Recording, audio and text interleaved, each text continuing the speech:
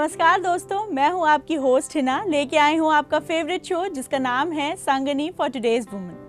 आज नवरात्रि विशेष इस एपिसोड में हम सबसे पहले बात करेंगे अपने एस्ट्रो एक्सपर्ट से माँ के नवम रूप माँ सिद्धिदात्री के बारे में। उसके बाद आपको ले चलेंगे बुटीक और बताएंगे लेटेस्ट फैशन में क्या है इन, और आखिर में आपको देंगे कुछ क्विक ब्यूटी टिप्स। तो चलिए एपिसोड शुरू करने से पहले देख लेते हैं आज के एपिसोड की कुछ खास हाईलाइट्स। आप अपने घर में ही, चाहे आपके लड्डू गोपाल हैं, चाहे भगवान श्री राम जी आपके पास हैं, उनकी आप आराधना करें। और नहीं कर सकते हैं तो भगवान शिव जी के अर्धनारीश्वर स्वरूप की भी आप आराधना कर सकती हैं। ये एक multi coloured net Indo western dress है। इसको आप इवनिंग पार्टी की तरह भी यूज कर सकते हैं एंड दिस कैन बी वोर इन अ बीच पार्टी ऑल्सो। जिनकी आईज में जिनकी आईलैशेस थोड़ी सी कम होती हैं, हल्की होती हैं, उनको हम एक अच्छा लुक दे सकते हैं एक आईलैश एक्सटेंशन यूज करके। नवरात्रि के 9वें दिन हम आराधना करते हैं माँ सिद्धिदात्री की। माँ सिद्धिदात्री की पूजा आराधना से भक्तों के सारे कष्ट दूर हो जाते हैं। चलिए इसी पे देखते हैं हमारी खास प्रस्तुति। शक्ति के 9वें रूप का नाम सिद्धिदात्री है। ये सभी प्रकार की सिद्धियों को देने वाली है। नवरात्र पूजन के अंतिम दिन 9वें दिन इनकी उपासना की जाती है। नवमी के दिन शास्त्रीय विधि विधान और पूर्ण निष्ठा के साथ साधना करने वाले साधक को सभी सिद्धियों की प्राप्ति हो जाती है।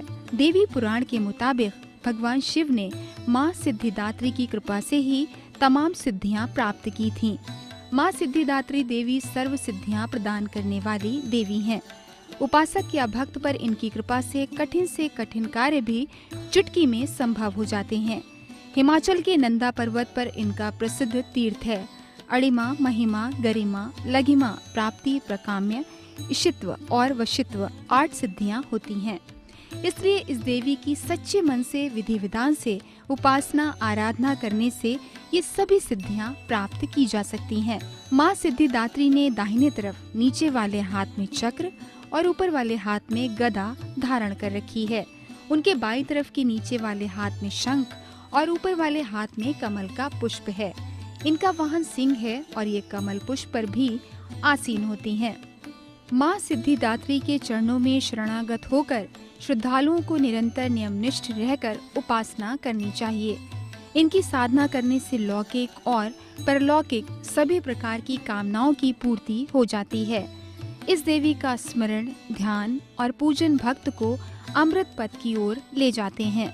ऐसा माना जाता है कि देवी का ये रूप यदि भक्तों पर प्रसन्न हो जाता है तो उसे 26 वरदान मिलते हैं।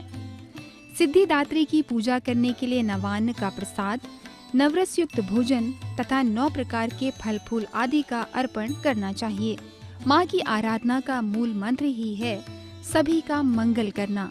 इसीलिए कहा गया है, सर्व मंगल मांगल्ये शिवे सर्वार्थ साधिके शरण्ये त्र्यंबके गौरी नारायणी नमस्तुते।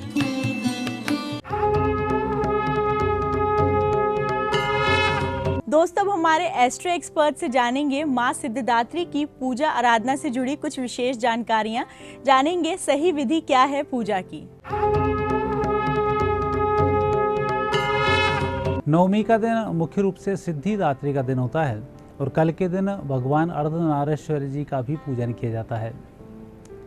माता और बहनें कई बार ऐसे समय से परेशान होती हैं कि वह कुछ भी करती हैं लेकिन उन्हें उस किए का पूर्ण फल प्राप्त नहीं होता है। इसके लिए सिद्धिदात्री देवी के साथ साथ अर्धनारीश्वर भगवान शिव जी का जहाँ भी मंदिर है आप वहाँ पर जाएं, उनका आप अभिषेक करें, मीठे दूध का उन्हें भोग लगाएं। ऐसा करने से उत्तम फलों की भी प्राप्ति होती है। पूर्व जन्म का तो दोष भी इनके समाप्त हो जाते हैं।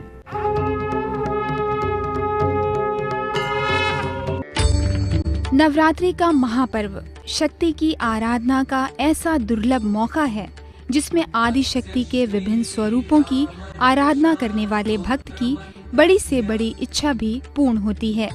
यही वजह है कि शास्त्रों में नवरात्रि को सिद्धि हासिल करने से लेकर मनोकामना पूर्ण करने वाला पर्व माना गया है। माँ दुर्गा के विभिन्न स्वरूपों की आराधना हर भक्त के संकट का निवारण करने वाली मानी गई है। फिर चाहे वो इंसान हो, देवता हो या फिर स्वयं ईश्वर का अवतार। यही वजह है कि रावण जैसे महाबलशाली का अंत करने के लिए भी भगवान विष्णु के अवतार रूप में भगवान राम ने सबसे पहले माँ दुर्गा की 9 शक्तियों की स्तुति की थी।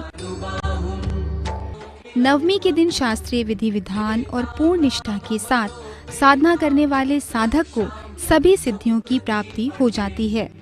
इस तरह नवरात्रि के अंतिम दिन शक्ति के सभी 9 स्वरूपों की आराधना पूर्ण होती है। माँ दुर्गा के 9 स्वरूपों की साधना न सिर्फ हमें इसके धार्मिक महत्व को समझाती है, बल्कि मानव जाति के कल्याण का भी पाठ पढ़ाती है। माँ की आराधना का मूल मंत्र ही है सभी का मंगल करना। इसीलिए कहा गया है, सर्व मंगल मांगल्ये शिवे सर्वार्थ साधिके शरण्ये त्र्यंबके गौरी नारायणी नमस्तुते।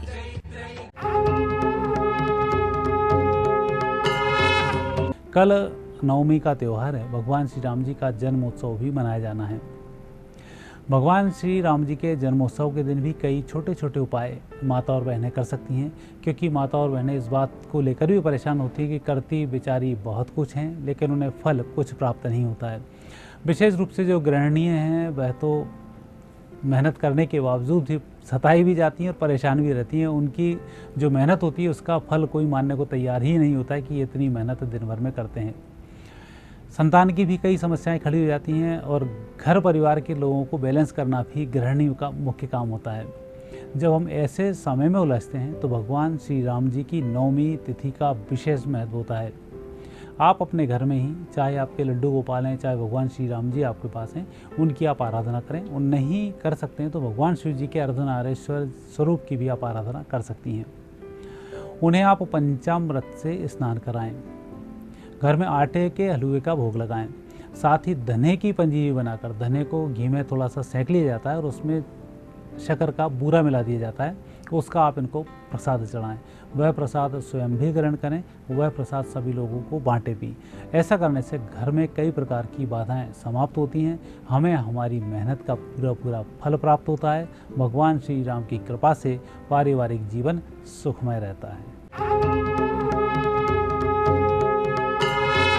कल शनिवार का दिन है और माता और बहनों को कई प्रकार की ऐसी तकलीफें होती हैं जिन्हें वह किसी से शेयर भी नहीं कर पाती हैं और उस दुख को लगातार वह झेलती रहती हैं।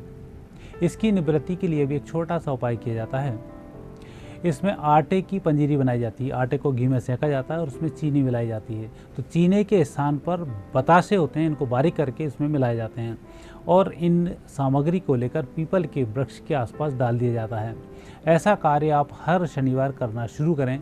14 माह के अंदर जो कई प्रकार की परेशानी है जिन्हें हम समझ भी नहीं पाते हैं, समझा भी नहीं पाते हैं, उस प्रकार की परेशानियों से निवृत्ति हो जाती है। और यह कार्य प्रातः 9 बजे से लेकर 12 बजे के अंदर किया जाता है।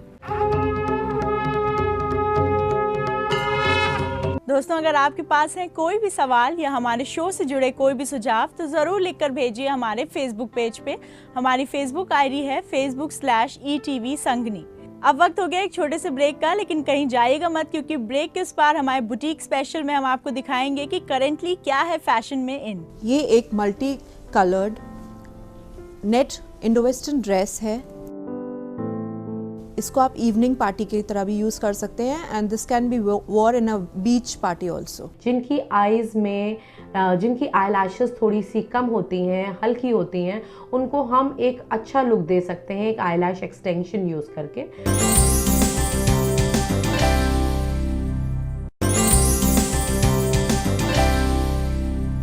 Welcome back after the break. आप देख रहे हैं अपना favourite show Sangini for today's woman.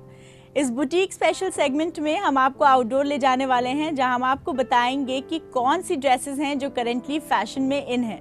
आपको दिखाएंगे कि कैसे आप स्टाइलिश दिख सकती हैं और अपनी पर्सनालिटी को और भी ज़्यादा एनहांस कर सकती हैं।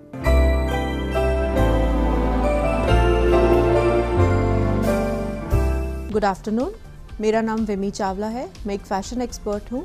आज मैं आपको कुछ इंडो वेस्टर्न और वेस्टर्न ड्रेसेस के बारे में जानकारी दूंगी जो कि समर्स में आप यूज़ कर सकते हैं। इसमें हमारे पास बहुत सारी वैरायटीज़ हैं, जैसे नेट, शिफॉन, जॉर्जेट।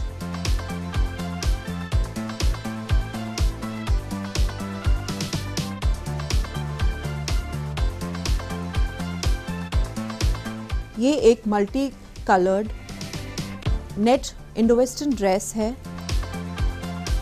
इसको आप इवनिंग पार्टी की तरह भी यूज़ कर सकते हैं and this can be war in a beach party also.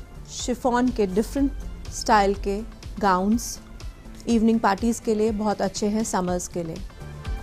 इसको आप डिफरेंट कलर्स में एंड डिफरेंट स्टाइल्स में यूज़ कर सकते हैं।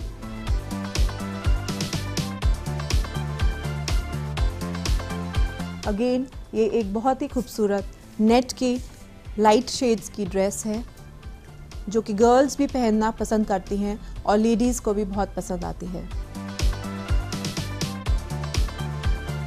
अगर कोई थोड़ी सी हेवी साइज़ की लेडी है, हेल्दी लेडी है, उसको काफ्तान पहनाने से वो स्लिम लुक आता है। ये जॉर्जेट का काफ्तान है विद लाइट एम्ब्रॉयडरी। ये भी बहुत डिफरेंट स्टाइल्स में मिल जाएगा।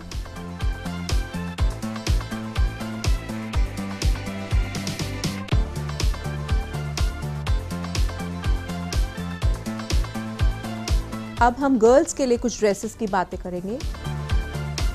पतली लड़कियों के लिए ये शॉर्ट ड्रेसेस बहुत अच्छी लगती हैं।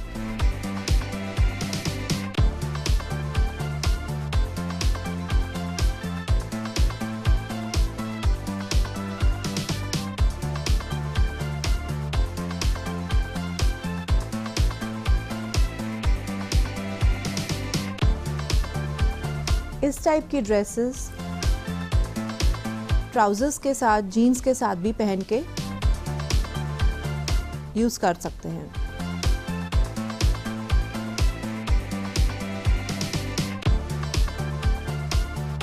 समर्स के लिए लाइट शेड्स बहुत अच्छे लगते हैं। ये नेट जॉर्जेट पे ऑल ओवर जाल एम्ब्रॉयडरी के साथ ड्रेस है।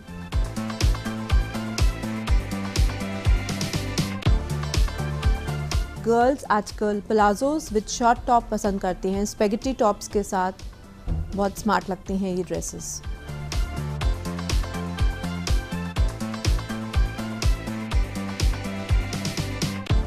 ये वेस्टर्न टॉप्स हैं जिसको आप ट्राउजर्स, जीन्स के साथ एंड पैंट्स के साथ जेल अप कर सकते हैं।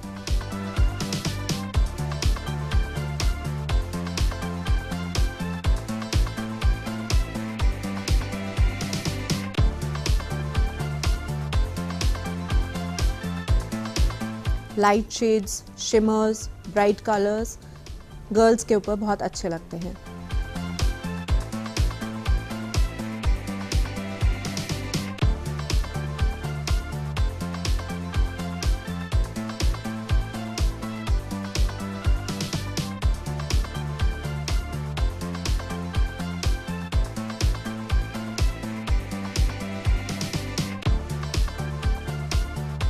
ये क्रॉप टॉप है।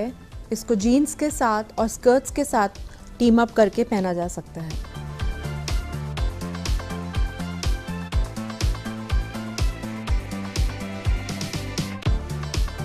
अगर थोड़ी बड़ी उम्र की लेडीज़ हैं तो वो इस तरह की लॉन्ग ड्रेसेस भी पहन सकती हैं। उन पे इस तरह की ड्रेसेस बहुत अच्छी लगती हैं।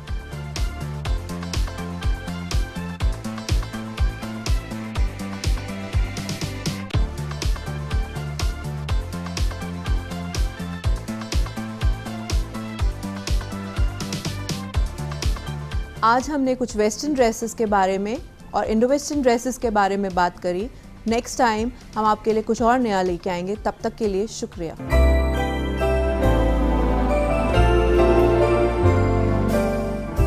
दोस्तों, अगर आपके पास है कोई भी सवाल या हमारे शो से जुड़े कोई भी सुझाव तो ज़रूर लिखकर भेजिए हमारे फेसबुक पेज पे। हमारी फेसबुक आईडी है facebook/ETV संगनी।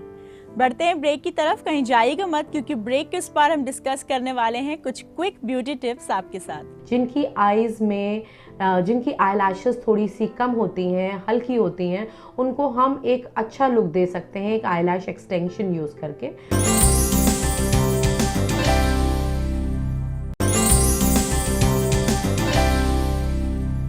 Welcome back after the break. आप देख रही हैं अपना favourite show Sangini for today's woman.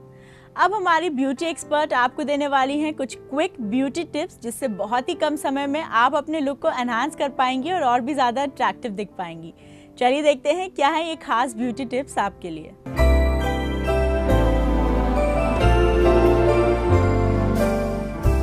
Hi viewers, मैं कोमल महेंद्रू आज आपको बताऊंगी कि आपको अपनी पलकों को कैसे एनहांसिंग दिखाना है और उसका मेकअप कैसे करना है। देखिए, पलकें एक ऐसी चीज़ हैं और आंखें एक ऐसी चीज़ हैं जो सब बोलती हैं। फिर मैं आपको ये बताना चाहूँगी, कुछ लोगों की आईज़ जो हैं वो छोटी होती हैं, उनको हम मेकअप से एनहांस कर सकते हैं। पर जहाँ लैशेस की बात आती है, हम लोग काफ़ी तरीके हैं अब मार्केट में जो हम यूज़ करते हैं, जैसे कि आईलैश एक्सटेंशंस का यूज़ किया जा सकता है। जिनकी आईज़ में जिनकी आईलैशेस थोड़ी सी कम होती हैं, हल्की होती हैं, उनको हम एक अच्छा लुक दे सकते हैं एक आईलैश एक्सटेंशन यूज़ करके। आईलैश एक्सटेंशन एक टेम्पररी एक्सटेंशन है जिससे कि हम लैशेस को आपके एक्चुअल लैशेस के साथ मर्ज करते हैं, फिक्स करते हैं, और इसके लिए रीफिलिंग भी ज़रूरत होती है इसकी। इसलिए आप आईलैश एक्सटेंशंस ले सकते हैं अपनी आईज़ को और ब्यूटिफाई करने के लिए, जिसकी रीफिलिंग की ज़रूरत आपको 10 दिन में लग सकती है। इसके अलावा आपको कहीं पार्टी में जाना है या किसी आपके यहाँ पर वेडिंग है या आप अच्छे से तैयार होना चाहते हैं, तो फिर आप आई लैशेज़ का भी यूज़ कर सकते हैं। मार्केट में कई तरीके की आई लैशेज़ हैं, सिंथेटिक आई लैशेज़ हैं, ह्यूमन हेयर आई लैशेज़ हैं, वो आपकी आईज़ को और इन्हांस करेंगी। आप आई लैश का यूज़ कर सकते हैं अपनी आईज़ को और ब्यूटिफाई बनाने के लिए, ब्यूटीफुल दिखने के लिए। आई लैशेज़ के अलावा फिर मैं आती हूँ आपकी एक्चुअल लैशेज़ पे। अगर आपकी लैशेज़ खुद बहुत सुंदर हैं, हम एक आई लैश कर्लर का यूज़ करें मस्कारा लगाने से पहले। मस्कारा बहुत तरीके के हैं और उसमें आप डेंस मस्कारास को यूज़ कर सकते हैं, जिससे कि आपके आई लैशेज़ में वॉल्यूम भी जनरेट होती है। और अच्छे तरीके से अगर आप मस्कारे का यूज़ करते हैं तो आपकी आईज़ का इफ़ेक्ट जो है वो मस्कारा से और इन्हांसिंग हो जाता है, वो और खूबसूरत दिखने लगती हैं आईज़।